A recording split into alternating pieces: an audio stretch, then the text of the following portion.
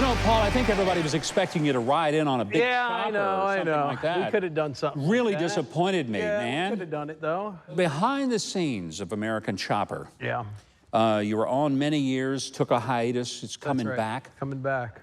A lot of the drama was about you and your dad and the conflicts. Our show had drama. A little bit, just a little bit.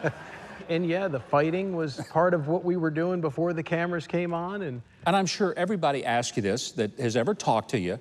How real was that? yeah, and I addressed that in my book too. You know, it was very real. It was real to the point where it was happening way before cameras. When the cameras showed up, we had the fights. We didn't anticipate they would be in the show. And so, Well, of course they were going to be in the show. Yeah, well, you know, there was no real mindset about that. Now you say that, Yeah. but there was really no reality television that was based in this type of behavior, you know? But there did come that time where you and your dad kind of parted ways. Yeah. I mean, he fired you. He did. At the time, it was really tough, but when I look back, it was the best thing. And it wasn't.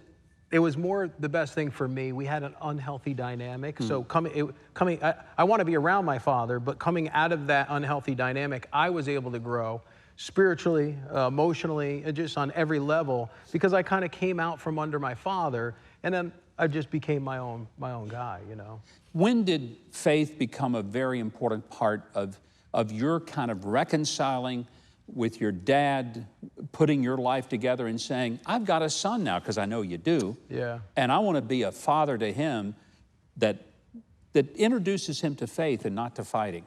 Yeah, you know, that's an interesting question, and that brings up, you know, the topic of the generational thing. And, you know, the only way to break that is through Christ. And, you know, I think after me and my father parted ways, I really got focused, and I did everything to honor God in all circumstances. And when you do that, things start to work out. Coming into having my own son, right? Because now I'm the father, and that's the dynamic shift.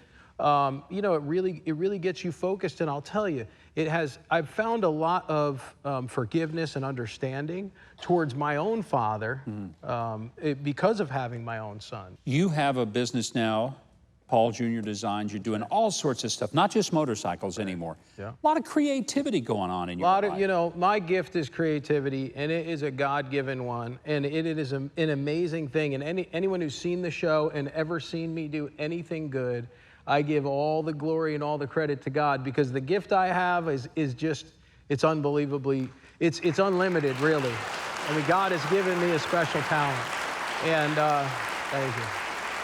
And, you know, God is a creator. He made us in His image. Right. So if He's creative, which He clearly is, it makes sense that He passes on creativity to those that He loves. Amazing. And you know, time after time, every bike we do, I get more creative. In the beginning, I would hold on to ideas thinking, well, I got to save this for the next build. And then after a while, I just let it all go. And I've been doing that for almost 20 years. I think people are going to enjoy the rebirth of American Chopper, perhaps even more.